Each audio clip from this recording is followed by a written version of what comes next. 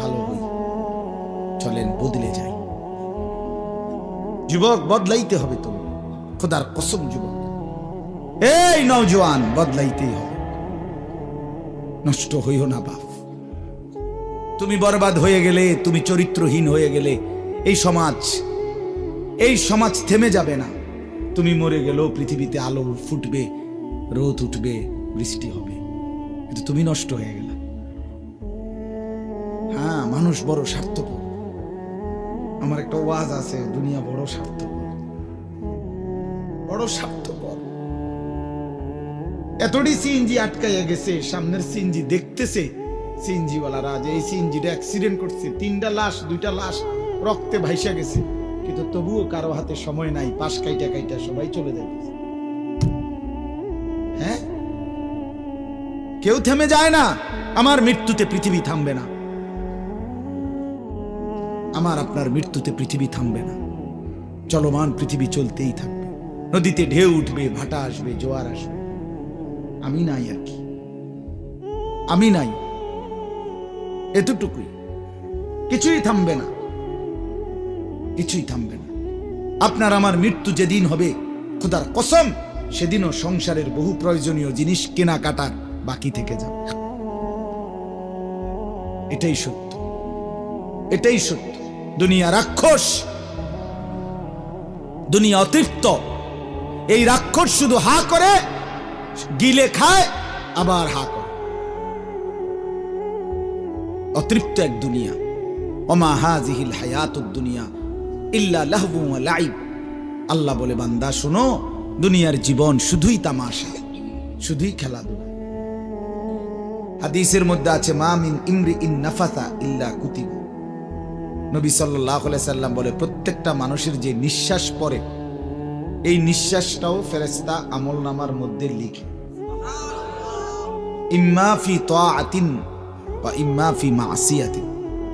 নবী সাল্লাল্লাহু আলাইহি সাল্লাম বলে, কোন নিঃশ্বাস নেকি হিসাবে ওঠে, কোন নিঃশ্বাস গুনাহ হিসাবে ওঠে। এই এখন আমরা যারা এখানে উপরে নিচে ডানে বামে বসছি, আমাদের প্রত্যেকেরই নিঃশ্বাস আসা যাওয়া করছি কিনা? এই প্রতিটা নিঃশ্বাস আমরা দ্বীনের কথা শুনবার জন্য বসছি। অতএব কসম খোদা, আমাদের প্রত্যেকের ডান কাঁধে নেকি হিসাবে আমলনামার মধ্যে উঠছে। এই মুহূর্তে যারা মদের আড্ডায়, জুয়ার আড্ডায়, নারীর আড্ডায়, জিনা ব্যভিচারের আড্ডায়, টেলিভিশনের নর্তকীর নাচের আড্ডায় অপেক্ষা করছে, যেই যুবক যেই সমবয়সী মিলে আড্ডা দিতেছে, ফুর্তি করছে, অসভ্যতা করছে, মোবাইলে অশ্লীল ছবি, নর্তকীর নাচ, জিনা ব্যভিচারের দৃশ্য দেখছে, কসম খোদার, তার যেই নিঃশ্বাসগুলো পড়ছে, সেই নিঃশ্বাসগুলো পর্যন্ত গুনাহ হিসাবে বাম কাঁধে উঠতেছে। এই জন্য বাপ, আমাদের জিন্দিগির 1 সেকেন্ড, 1 পলক আড়ালে নাই, হিসাবে। বাজারে যখন ওই খুচরা বিক্রেতা, তরকারি বিক্রেতা অনেকক্ষণ তরকারি বেচার পরে লাস্টে যখন কইমা আসে, তো মনে করেন সে তাড়াতাড়ি বেসনের লেগা, সে মনে করেন বেগুন তো হইব 1.5 কেজি, কবই ও 1.5-2 কেজি হইতে পারে, আন্দাজ আপনি 1 কেজির দাম দিয়ে নেন, আমার 1000 করে দেন, মানে এত হিসাবের দরকার নাইছে, হইব 1.5 কেজির উপরে হইব, আপনি 1 কেজির দামে দেন, ধরেন নেন। এইটা যেরকম কিছুটা হিসাব করে না, কিন্তু আল্লাহ তাআলা বলে, বান্দা আমি তোমার 1 সেকেন্ড এমন অযথা ফেলবো না, হিসাব করো। আহসাহুল্লাহু ওয়া নাসু, কোরআনের আয়াত। আল্লাহ বলেন, আমি গুনে রাখছি, তুমি ভুলে গেছো। লাকাদ আহসাহুম ওয়া আদ্দাহুম আদ্দা। আল্লাহ তাআলা বলেন, আমি তোমাদের সবাইকে বেষ্টন করে আছি এবং তোমাদের পুরা জিন্দেগি গুনে গুনে রাখছি। ওয়া কুল্লুহুম আতিহি ইয়াউমাল কিয়ামাতি ফারদা, কোরআনের আয়াত। এবং তোমাদের প্রত্যেককে একজন একজন, ফারদান আয় ওয়াহিদান, একজন একজন করে হাসরের ময়দানে আমি আল্লাহর সামনে এনে দাঁড় করাবো। একজন একজন কথা বলতে, বাবার সাথে ছেলে আসবে না, ছেলের সাথে বাপ আসবে না, স্বামীর সাথে স্ত্রী আসবে না, স্ত্রীর সাথে স্বামী আসবে, একা, ফারদান, একা। আমি জিজ্ঞেস করব বান্দা, তুমি উত্তর দিবে। ইন্নাল্লাহা সায়ুকাল্লিমু, নবী সাল্লাল্লাহু আলাইহি ওয়াসাল্লাম বলেন, প্রত্যেকটা মানুষের সাথে কিয়ামতের ময়দানে আল্লাহ তাআলা অবশ্যই কথা বলবেন। লাইসা বাইনাহু ওয়া বাইনাহু তারজুমান, নবী সাল্লাল্লাহু আলাইহি ওয়াসাল্লাম বলেন, আল্লাহর মাঝে আর বান্দার মাঝে বুঝাইয়া দেওয়ার জন্য কোনো দোভাষী থাকবে না, শুধুই আল্লাহ, শুধুই বান্দা।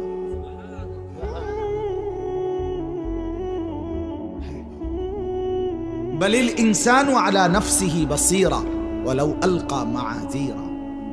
কোরআনে আল্লাহ বলে, প্রত্যেকটা মানুষ সচক্ষে, আল্লাহ বলেন, নিজ নিজ আমলনামা দেখবে, দেখার পরে ওয়ালাউ আলকা মাআযীরা, প্রত্যেকটা নাফরমান পাপী নিজের আমলনামা দেখে আল্লাহর কাছে টালবাহানা করবে, ওজর আপত্তি করবে, আপত্তি করবে, নিজের গুলো দেখে বলবে, আল্লাহ এটা ঠিক আছে, আমার নাম হ্যাঁ আনিসুর রহমান আশরাফি, ঠিক আছে, এগুলা ঠিক আছে, আমারই ফাইল এটা, বাকি যেভাবে মিশা কথা লিখে রাখছি না, মিশা কথা কইছি ঠিক, কিন্তু এইভাবে বুঝি মানুষ মিশা কথা কয়।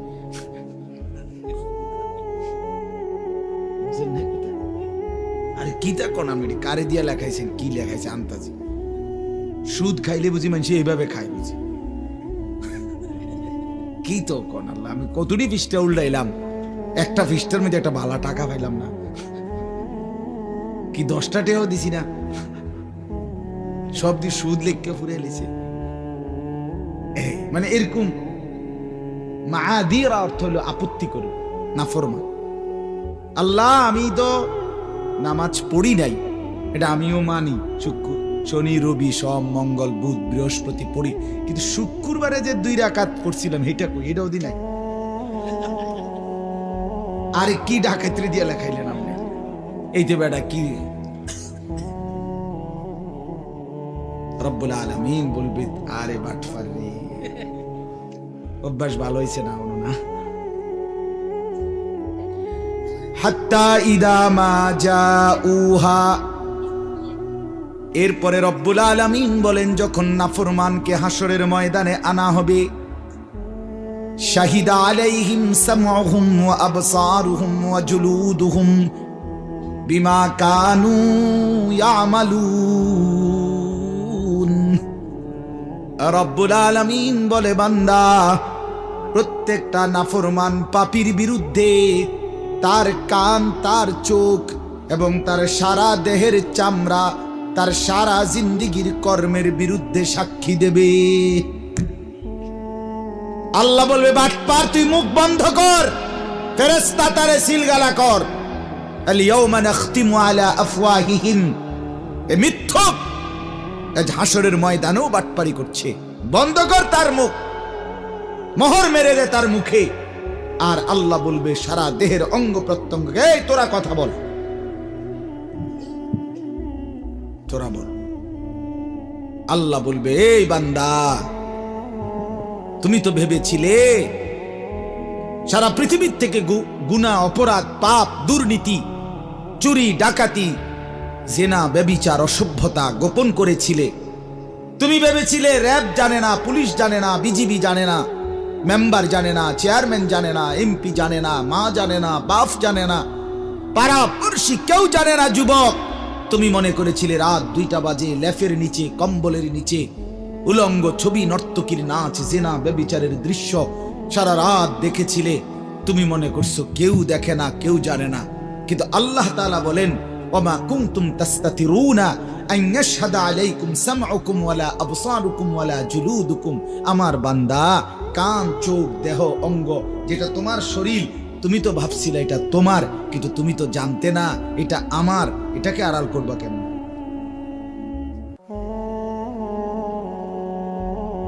হ্যাঁ, ওমা কুনতুম তাস্তাতিরুন, তুমি তো গোপন করতে পারবে না।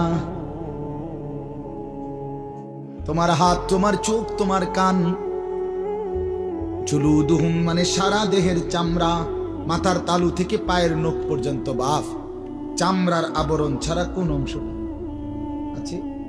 তো এটাকে আড়াল করো না, এটা কেমনে করবা? আপনার বাফের ক্ষমতা আসেনি? কথা বলেন না কেন? কারো ক্ষমতা আছে নিজের দেহের অঙ্গ আলাদা করা?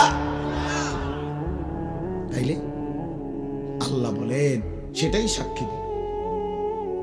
ওয়ালাকিন যানানতুম আন্নাল্লাহা লা ইয়ালামু কাসীরাম মিম্মা তা'মালুন।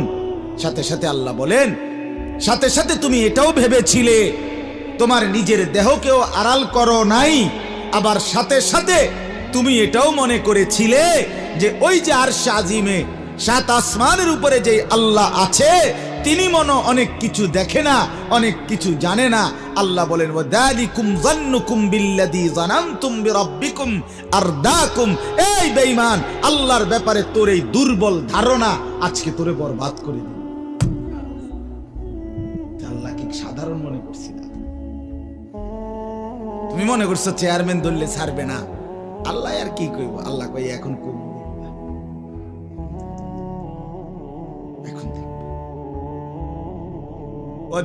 وذلكم ظنكم بالذي ظننتم بربكم أرداكم فأصبحتم من الخاسرين। আল্লাহর ব্যাপারে দুর্বল ধারণা করেছিলে আর নিজের দেহের অঙ্গ প্রত্যঙ্গকে গোপন করতে পারো নাই, অতএব এই কারণে আজকে তুমি ক্ষতিগ্রস্ত জাহান্নামীদের অন্তর্ভুক্ত হলে। এরপরে একটা চূড়ান্ত কথা আল্লাহ বলছে ফাইন্নাসবিরু, কোরআনের আয়াত, ফাইন্নাসবিরু ফান্নারু মাসওয়াল লাহুম ওয়া ইন্নাস্তাতিবু ফামা হুম মিনাল মুতাবিন। শুনতেছেন আপনারা? আল্লাহ বলে অতএব নাফরমান, তোমার দেহ যখন সাক্ষী দিল, এবার তুমি যদি আবার কথাও বলো তাইলেও ফিডা, তুমি যদি চুপ থাকো তাইলেও ফিডা। খোদার কসম এটাই আয়াত। তুমি যদি এবার সবর করো, চুপ থাকো, বলে না কথা কইয়া তো বিপদে না পড়লাম, চুপ থাকাই মনে ভালো হইব, চুপ থাকলে মনে আসতে ছেড়ে দিব। আল্লাহ বলছে না, না বান্দা, আজ যদি চুপও থাকো তবুও শাস্তি জাহান্নাম, ফান্নারু মাসওয়াল্লাহ ওয়া ইন্নাস্তাতিবু। আর যদি উযর খাহি পেশ করো, আবারও যদি কথা বলতে চাও, আল্লাহ বিষয়টা বুঝি নাই, এতটা সিরিয়াসলি ভাবে নেই নাই। হ্যাঁ বলছিল, আমি তো এতটা এভাবে বুঝিয়ে ফেসে করে যাবো ভাবি নাই। এই সমস্ত নয় ছয় কথা বললো ফিডা, আর যদি চুপ করে দাঁড়াইয়া থাকো তাইলেও জাহান্নাম। আল্লাহ আমাকে মাফ করে দেন। আমার বন্ধু, আমার বাবা, আমার ভাই, দোস্ত আমার, আমি বাস্তবিক অর্থে সত্যি কথা যেটা আমার একটা ব্যক্তিগত ফিকির, আমি আসলে শুধুই কেবল ওয়াজ করতে চাই না, আমি চাই ভাবনা জাগাইতে। আমি চাই ফিকির তৈরি হোক, অনুভূতি জাগুক, বিবেক নড়ে চড়ে উঠুক। যুবক ভাই, আমি এটাই চাই। এ জিন্দিগিটা দৌড়াই, সারাটা দিন দৌড়, এক নেশায় দৌড়াই। এই জন্য বাপ আমি অনুরোধ করছি, ভাবনা জাগুক দিলে, কলিজাটা নড়ে চড়ে ওঠা দরকার, পরিবর্তন দরকার। শুধুই একজনের পর একজন বক্তা আসলো, 4 জন 5 জন, এবছরেই 5 জন, আগামী বছর বদলাইয়া আরো 5 জন, এভাবে 20 বছরে আপনি ওয়াজে শুনলেন। আপনি যদি এই শীত সিজনে 10টা ওয়াজ শুনেন, কমপক্ষে মনে করে ধরে নিলাম প্রতি ওয়াজে যদি 4 জন বক্তা ওয়াজ করে থাকে, তাহলে তো আপনি এই 3 মাসে 40 জনের ওয়াজ শুনছেন। ঠিকই না? বলেন না কেন? এখন আপনি বলেন, ওয়াজ তো বদলাইছে, বক্তা তো বদলাইলো 40 জন, আপনি বদলাইছেন কদ্দুর সেটা বলেন। ও চাচা বলেন না, 60 বছরের বুড়া চাচা, আপনি আর কত বছর পরে বিড়ি সিগারেট খানা বন্ধ করবেন? আমি এটা শুনতে চাই চেয়ারম্যানের সামনে। ওই বুড়া মিয়া, এখনো যারা চা দোকানে, রঙিন টেলিভিশনে নর্তকীর নাচ আর জিনা ব্যভিচারের নাচ গান দেখেন, এই বেটা আপনার লজ্জা হবে কোন দিন? শরম আসবে কোন দিন? বেটা বুড়া মিয়া, আপনি মরবেন কোন দিন? আপনার এই অসভ্য খাচ্ছ যাইব কোন দিন? আপনি আর কতদিন বেডির নাচ চাইবেন? কিও 60 বছর পরেও আপনার হায়া আসলো না? আরে এত বুঝি মানুষ, বুঝি মুসলমান, বুঝি এত বেহায়া হয়? কি ভাবছেন? আপনি মনে করছেন আমি মুরব্বী আপনারে ছেড়ে দেব? না না, আপনি না আমার বাপ। আমি চাই সন্তান, আমি আমার বাপ যেন হয় জান্নাতি। আমি বলবো না তো কে বলবো? আপনি আমার দাদা, আমি আপনার নাতি। আমি চাই আমার দাদা যেন হয় জান্নাতি। তা আমি বলবো না তো কে বলবো? আপনি আমার চাচা, আমি আপনার ভাতিজা। আমি চাই আমার চাচা যেন হয় জান্নাতি। নবী তার চাচাকে দ্বীনের দাওয়াত দেয় নাই? ইব্রাহিম আলাইহিস সালাম তার বাবাকে দ্বীনের দাওয়াত দেয় নাই? এই যে মঙ্গলবার দিন আমি আমার আপন বড় জ্যাঠা মারা গেছে, আমি আমার জ্যাঠার জানাজা পড়াইছি। এই যে মঙ্গলবারে কবরের সামনে দাঁড়াইয়া আধা ঘন্টার মতো দাঁড়াইয়া ছিলাম জ্যাঠার কবরের সামনে, তাকাইয়া রইছি অনেকক্ষণ। কবরের মাটি যেন আমারে বলতেছে, আনিস মন খারাপ করো না, তোমার জ্যাঠারে বানাইবার জন্য আমি আমার থেকে একটু মাটি দিছিলাম, আজ আমার মাটি আমি আবার ফেরত নিলাম।